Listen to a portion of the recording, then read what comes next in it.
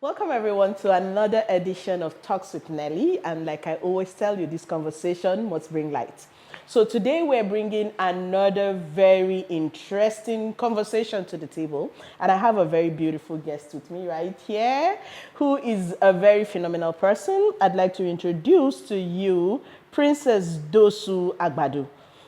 She is a cognitive behavioral therapist, a teen mentor, an international speaker, a trainer, a coach. She is a mind, memory, and quantum thinking and neurolinguistic practitioner, self-esteem, child safety, and environmentalist.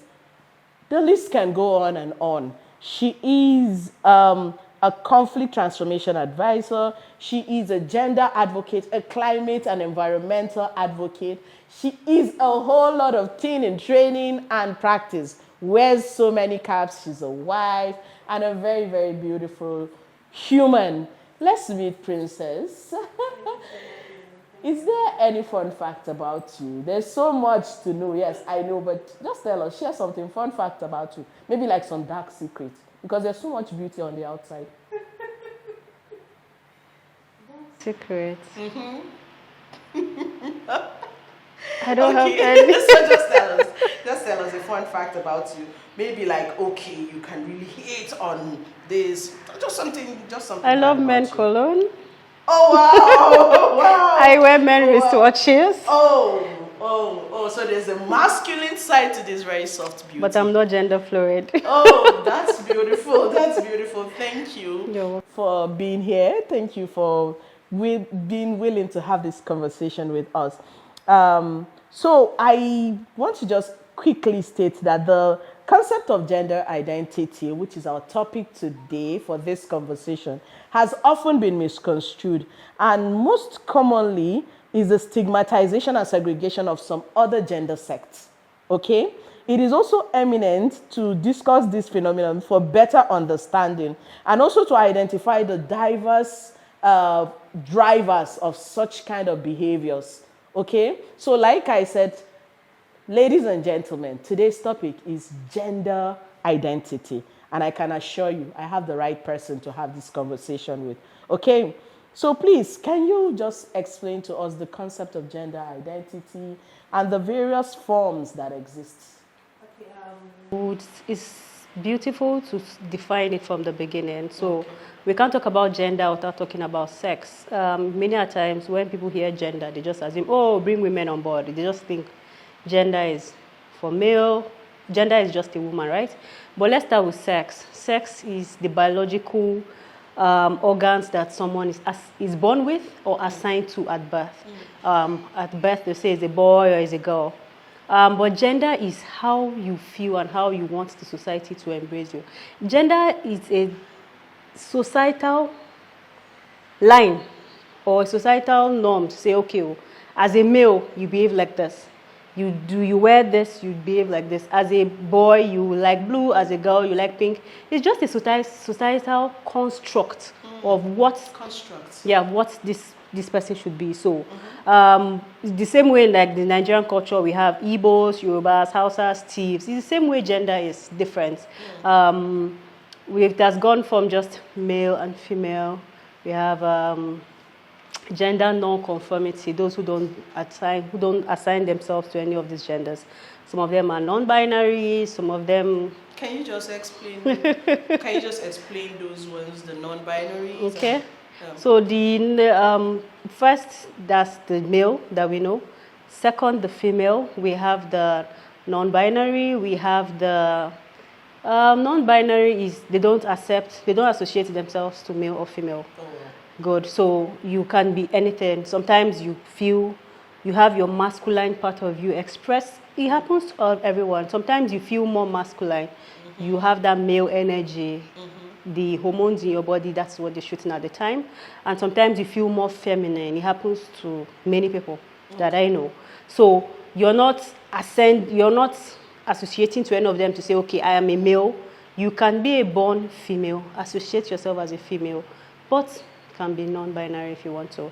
And so we have different. We have the transgenders, those who have decided to say, I may be a born female, but I don't feel like like a woman. I want to associate myself as a man. Then you now decide to transgender to become the gender that you think or you feel that you are. That's what we have to. Oh, wow. Thank you so very much. So, but, today's focus is particularly on LGBTQ. That's the lesbians, the gay, the queer, and all of those other definitions of gender. So, what do you think is the cause of such misconception around gender identity? So you see, these misconceptions many a times come from confirmation bias. We expect that women are this. Mostly in Africa, this very strict bias. Women are not supposed to be loud. Women are not supposed, many times in some cultures, to be heard. Women are not supposed to speak up for themselves. Women are not supposed to do certain jobs. Women are not supposed to have some level of strength. Women are supposed to be calm. Women are to like pink. Women are to like dresses. Women are to like very mild flower-smelling perfumes, which I hate. And so the society has drawn a box and has put a woman inside. Same as drawn a box and put a man inside. So they say men are not supposed to be emotionally. They should not express their emotions. If you see a man who is crying or very close touch his emotions, you're like, you're not a girl, you're not a woman, you're not supposed to. It's just a gender bias. So the misconceptions come from this bias. So when you find someone who says, I'm not going to conform to any of this, then it becomes a problem. This is where the misconception comes from. You're like, you're a man. Look at our own Dialasage, because we expect that men are not supposed to like fashion. We expect that men are not supposed to like night or look in a certain kind of way, be soft-spoken, walk somehow, pay very keen attention to themselves many a times. Once you find a man that crosses that line for us, you're like, I don't trust his gender identity. That's how it is. So the misconception comes from the ideas that we have in our head of what a gender should be. So how does the confirmation bias misinform a person of their own identity? It does. Many a times people take information from the society to influence themselves. You take information from how the society sees you to influence how you see yourself. If society, and then many people are shaping themselves to fit into what society wants of them so that they are accepted by the society. So if they feel that, if the society finds out that I like girlish things, I'll be frowned at. Certain people will not be my friends. Certain people will not want to associate themselves with me. Certain brands want to associate themselves with me. They just pave and just go the other side and start hiding how they really feel and how they really want to express themselves. Sometimes it can change based on whatever it is you're going through. Sometimes trauma, sometimes for young people trying to find themselves, going through puberty and everything that they get to deal with. Self-acceptance is very key for them. So you see young boys would say, oh, I'm attracted to girls. But you can find among them, there's a boy who's not attracted to girls. He's attracted to boys. But he can't say it outwardly because society will be like, what are you talking about? So all of these misconceptions is what makes people to just hide, one. Or some of them would say, I tell people, I said, what you fight, you give it power. Why don't we just understand, like, have the conversation with them? How do you feel? Why are you feeling this way? These deep conversations, you can help them to resolve certain things. Some people, like I would say, may never have tranced if they had the right information, the right support, the right coaching or therapy, or the right conversations at the right time. So maybe as a young person, as a teenager, they're trying to understand their bodies, hormonal imbalances, puberty, and all of that. And then they just feel, I don't like myself the way I am. Somebody hearing this may just think, oh, this child wants to be a trans. And I've seen instances of people who were caught at that very young age, started giving them hormonal drugs, started transgendering. And by the time they become a full trans, they hate the person that they have become because initially that was not what they wanted to associate themselves with. They may just be going through a traumatic phase in life that they needed help. Yeah, they needed help. They needed understanding. They needed time to come in tune with who they are. Self-identity is a very strong thing. Once a person knows who they are, they're able to withstand several or many other things that life brings their way. They are not easily swayed. Some people were swayed into, you like guys. As a child myself, I loved guys' things. I was more in tune with my masculinity. I would wear sneakers, and I have a father who liked, supported, and appreciated me for who I was, or who I am, because I'm still the person, right? So many people don't have that kind of opportunity. I am still a very, very, very big tomboy. Some people were forced to, don't do this, don't do that, don't dress like this, don't do all of this. They struggled with their identity. They grew up and then they became very confused, and they felt, I think going towards this other side is where I want to go to. And they went to the extreme to fight how they were feeling at the time. Oh, thank you so much. So I stumbled on the video of this lady who said that she knew from the beginning, from onset, that she was queer. And I don't exactly understand what it means to be queer, but she said she knew she was queer because when she was very young, they traveled home, and that she did a thing or two with her cousin, who is a girl just like her. So I wanted to know, what about people who have become so deep in their conviction that they are neither male nor female, but they are a particular gender? Where do you think that comes from, and how do you think these ones are informed? Okay, so when we hear the word LGBTQ, LGB is sexual attraction, who you're attracted to romantically or sexually. So for lesbians, you're a female who is attracted to other females. For gay, you're a male who is attracted to other men. For bisexual, you're male or female attracted to both genders.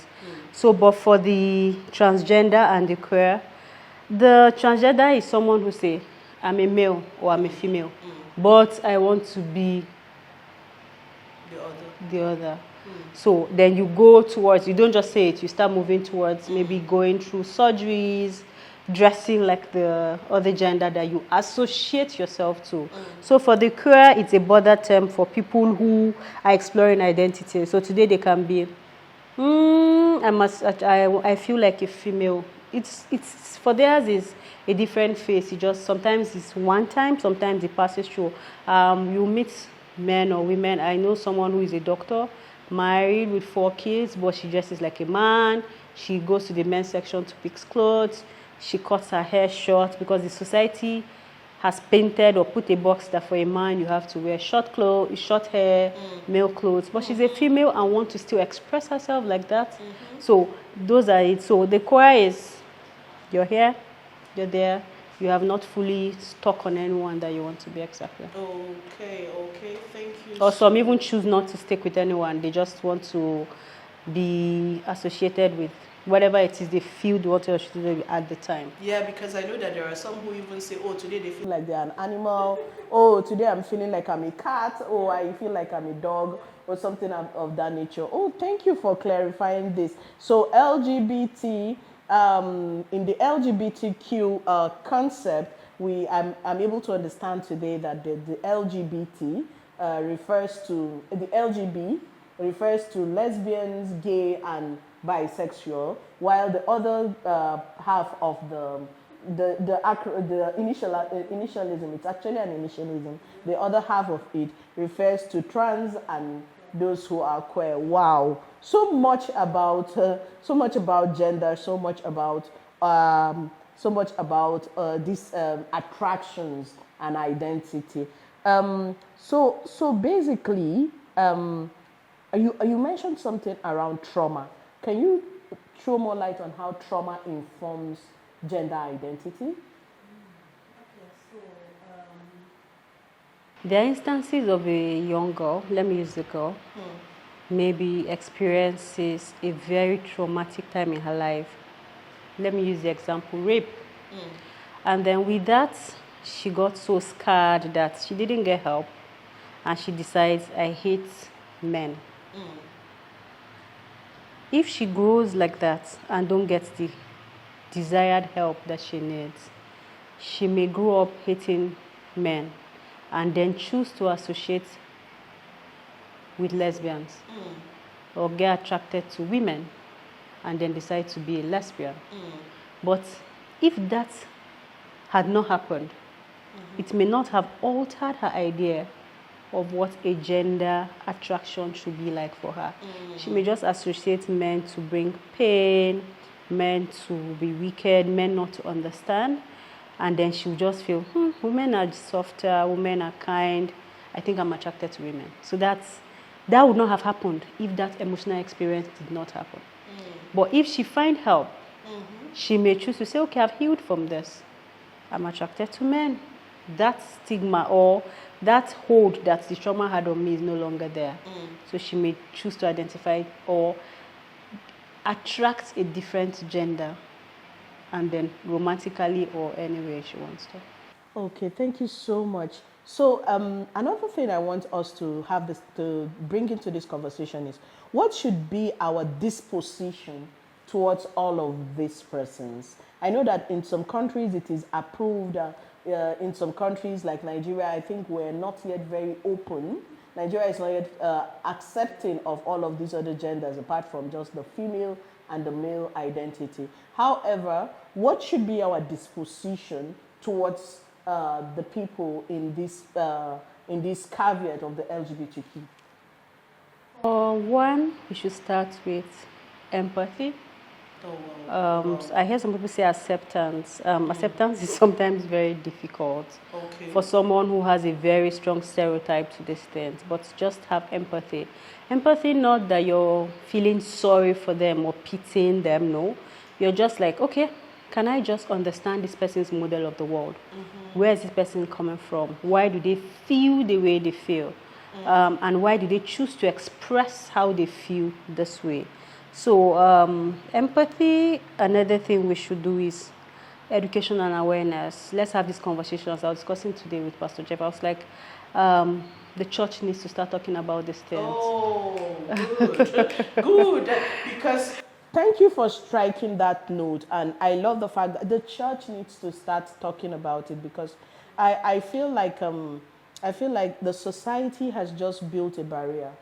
We just want to cast them away.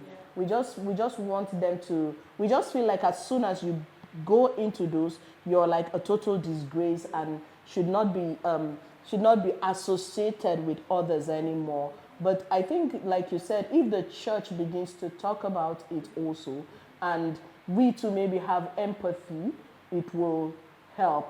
So what happens if I'm a parent? So I remember that my girl would at some point dress up my youngest boy in his sister's dress. And at a point I was like, oh, stop this thing, because it's like, oh, this one now tomorrow will not inform this boy growing up and beginning to feel like, oh, I looked really beautiful in a girl's dress, maybe I'm actually a girl, and all of that. So what are other caution parents should have to take in order, while we're raising children, to ensure that we don't give them that confirmation bias or misinform their gender identity? Okay, I hear so gender in many cultures starts from a very young age. We decorate a boy's room blue, fill them with cars, Spider-Man, heroes, superheroes. And then for girls, pink, baby dolls, all of that. I didn't like dolls. I didn't like dolls as a child. I wanted to play with the superheroes and every other thing that everybody was playing with. So you see, all of this tells this child, you're supposed to act in this way. And you tell girls, close your legs, sit properly. Then you tell a boy from a little age, don't cry, you're not a girl. all of these informations are building up bit by bit. Oh, wow. So as parents, we start to have these conversations. I go somewhere and I see a boy wants something pink, and the mother said no. I said, no, don't stop him. When you make it look like a crime for somebody to like what they like, then you're fighting this thing, and what you fight, you give strength to. So allow him explore. If a child wants a pink teddy bear, give him the pink. He will outgrow it at some point. Oh, wow. But when you start fighting it at this age, the person said, when I get to the age that I can choose what I want, then I'm going to choose this. And sometimes this tiny decision they made, we grow up with them, that you see them exhibiting this thing as a child, like, where did this come from? You were not raised like this. I didn't teach you all of. Wow. So allow your children to be, they want to wear pink, they want to wear blue. Explore. Don't cut this strong divide for them. In doing that, they explore everything, and sometimes like, okay, I may like pink today, I may not like pink tomorrow, I may like blue. The way we change toys is the way we change what we like from time to time. So that's how it is. So parents should understand their kids. Don't force them, don't beat them, don't make them hide. If your children trust you enough, they'll let you know on time how they really feel. And if you know very early if they need counseling, if they need therapy, if they need conversations around this, for them to truly understand what's going on in them, they'll be able to get help at a very early age. Oh, thank you. Thank you. So it all boils down to this, ladies and gentlemen, having the conversations. So you see, the strength of conversation cannot be overemphasized. Between parents and children, the conversations need to be had. Between church and members, the conversation needs to be had. Between friends and others, the conversation just needs to be had. Because everything boils down to just ensuring that you have the conversation. If you can talk about it, you will definitely find a way around it. Thank you so very much. So, final words, are there recommendations? Already, there might be people already struggling, parents already having children who are beginning to find their expression in this way, and they're beginning to feel like they've lost it, because that's what the society paints. If today amongst my friend, a daughter of mine comes up and says, I was talking to a friend, and he says, as soon as his daughter finishes university, she should bring husband. I was like, they're in the UK.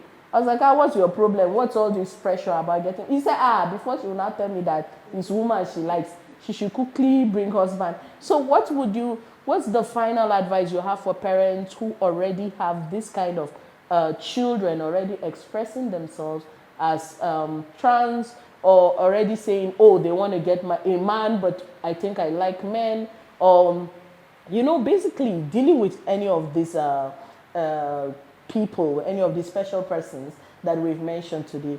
What is your advice to parents, to siblings, to other people who are already dealing with someone that is like that? Because one of the things I also know is that behind the fact that this person is transing, or behind the fact that this person is saying they are queer, there must be a beautiful heart. And I don't want to throw away a beautiful heart because this person is expressing as this.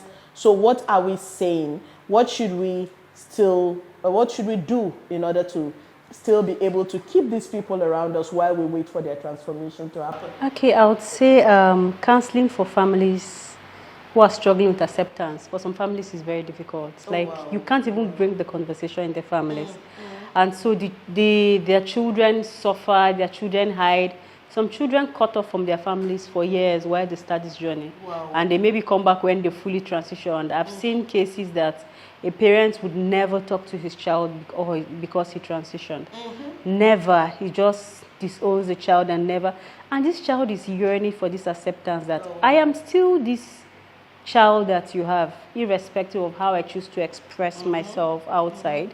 I'm still the same person that you raised, that you love. All I ask from you is love and acceptance. So professional help, a lot of coaches, therapists should start looking into these conversations on how to help people. Parents should find a way to build their family bond.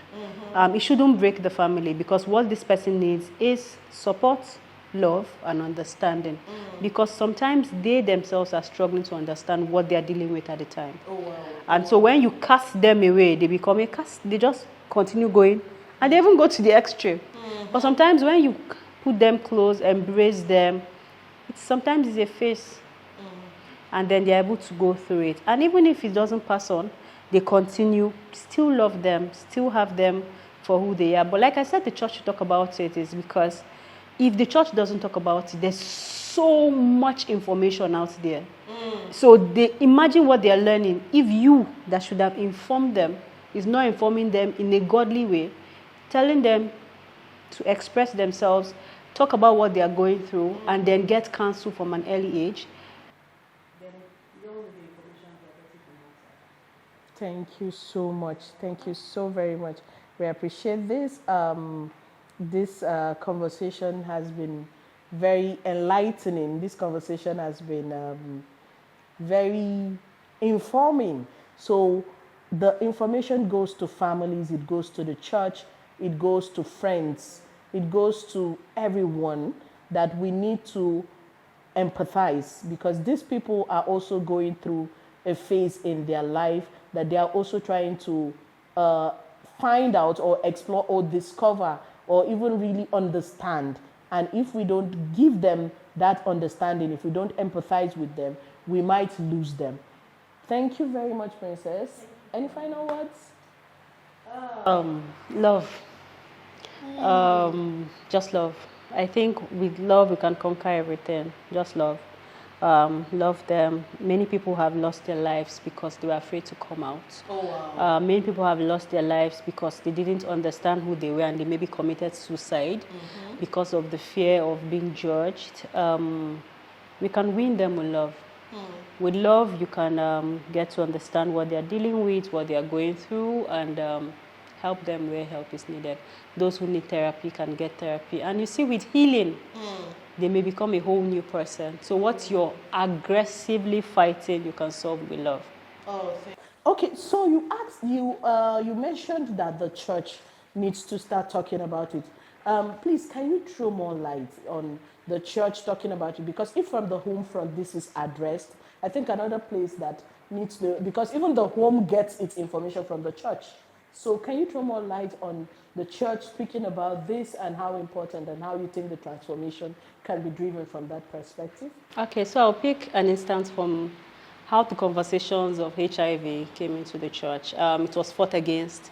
Many churches would not want you to talk about HIV in the church because you can't talk about HIV, you're not talking about sex, right? So it was a battle, but with, I don't want to mention names, but big church leaders ensuring that these conversations were heard, and then they start to happen in the church. Same with this conversation. Many young people are struggling. I was discussing with a pastor, and he said the first full transgender he met was a pastor's kid, because the father was telling the son, behave like your brother, do this and do this and do that. And the boy was like, I don't feel like the way I feel, but he wasn't accepted and wouldn't have the conversations at home. And then he went out to become a full trans. And we cannot deny the fact that several other young people are dealing with something like this. If the Family Sex Center gets many of our information from the church is a society that should look out for. When I mean the church, I'm not just coming for the church. I'm talking about the religious body.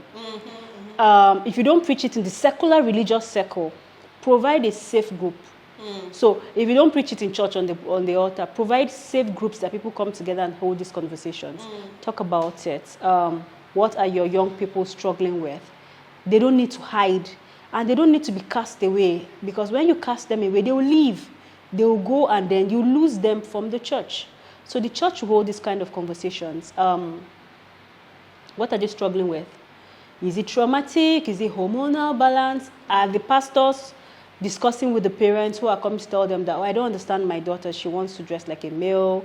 She doesn't want to behave like all other girls are behaving. Or my son, have these conversations with them. Because if you don't have these conversations with them, the information they are getting outside, on social media, on the internet, is what they are going to run with. I don't think you want to leave them in the hands of social media. Thank you so very much. So these conversations need to be heard at every cycle, the home cycle, the church cycle. The church has different natural groups, and if this will not even make it to the pulpit, at least it should be in the various groups. Thank you very much for having this conversation. Thank you. Thank you. Love conquers everything. Thank you so much. I believe that this conversation would have definitely brought light to many areas where there was confusion, where there was darkness, where there was some kind of indecision for people. And I would want you to keep this conversation going, as it is not the end. We'll still want to hear what else should come up in our next conversation. Thank you, ladies and gentlemen. See you on the next episode of Talks with Nelly. Conversations that must be had. Thank you.